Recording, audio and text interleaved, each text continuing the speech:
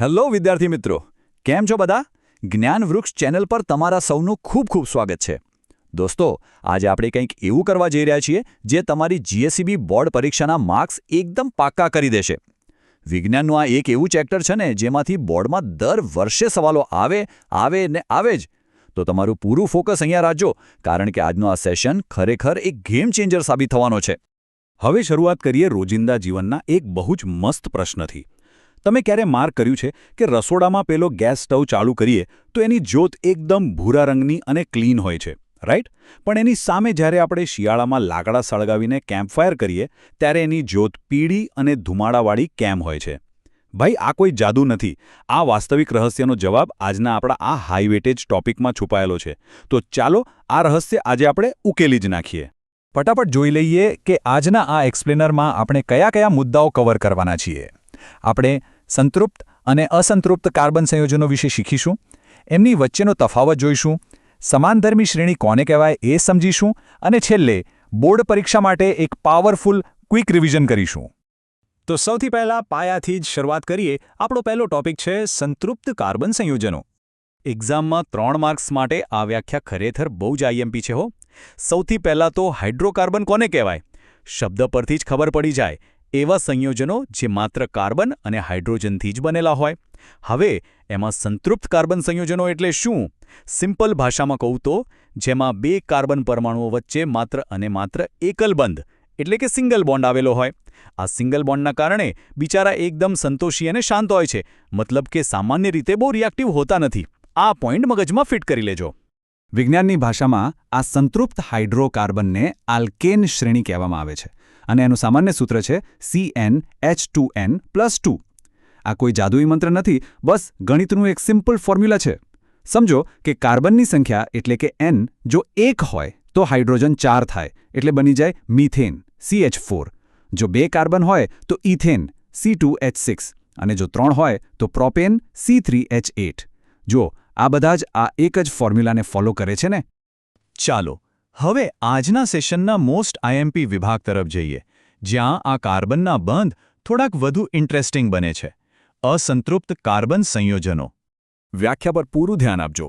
જે hydrocarbon સંયોજનોમાં 2 carbon પરમાણુઓ વચ્ચે ડબલ બોન્ડ એટલે કે દ્વિબંધ હોય અથવા તો ટ્રિપલ બોન્ડ એટલે કે ત્રિબંધ હોય તેને આપણે અસંતૃપ્ત કાર્બન સંયોજનો કહીશું. હવે પેલા સિંગલ બોન્ડવાળા કેવા શાંત હતા, પણ અહીંયા વધારાના બંધ આવી ગયા ને એના લીધે આ સંયોજનો આલ્કેન કરતાં ઘણા વધારે ક્રિયાશીલ એટલે કે રિએક્ટિવ બની જાય છે. આ અસંતૃપ્ત સંયોજનોના મુખ્ય 2 પ્રકાર છે. પહેલું છે આલ્કીન, જેમાં દ્વિબંધ હોય છે. એનું સૂત્ર છે CnH2n. હવે અહીં એક સિક્રેટ કહી દઉં, આ શ્રેણી બનવા માટે ઓછામાં ઓછા 2 કાર્બન તો જોઈએ જ, એટલે આની શરૂઆત સીધી ઇથીન C2H4 થી થાય છે. અને બીજો પ્રકાર છે આલ્કાઇન. આલ્કાઇનમાં ત્રિબંધ હોય છે અને તેનું સૂત્ર છે CnH2n-2. એના ઉદાહરણમાં આવે છે ઇથાઇન અને પ્રોપાઇન. આ ત્રણેય સૂત્રો એક્ઝામમાં MCQ માટે બહુ જ કામ લાગશે.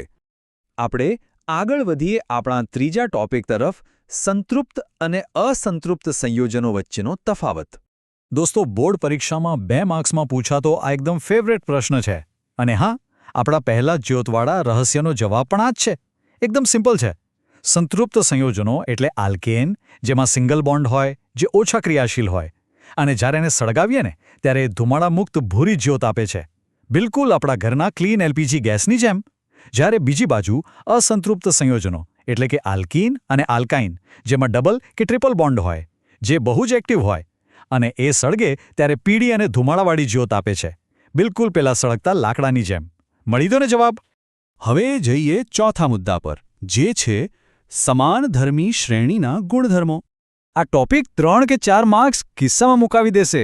આ એક જબરદસ્ત કોન્સેપ્ટ છે. જ્યારે કોઈ કાર્બન ચેઇન એટલે કે શૃંખલામાં હાઇડ્રોજનને સમાન પ્રકારના ક્રિયાશીલ સમૂહથી રિપ્લેસ કરવામાં આવે અને પરિણામે એ બધાના રાસાયણિક ગુણધર્મો સરખા જ રહે, તો એ આખી ફેમિલીને સમાનધર્મી શ્રેણી કહેવાય છે. જો એક્ઝામમાં પૂછાય તો તમારે આ 4 પોઈન્ટ્સ લખવાના છે. પહેલું, આ ફેમિલીના બધા સભ્યોનું રાસાયણિક સૂત્ર એક સરખું હોય છે. બીજું, કોઈ પણ 2 ક્રમિક સભ્યો વચ્ચે CH2 સમૂહનો જ તફાવત હોય. ત્રીજું, પાસેના 2 સભ્યોના દળ વચ્ચે 14U નો તફાવત હોય છે અને ચોથું તેમના રાસાયણિક ગુણધર્મો તો સરખા જ હોય પણ તેમના ભૌતિક ગુણધર્મોમાં તમને ધીમે ધીમે ફેરફાર થતો જોવા મળશે.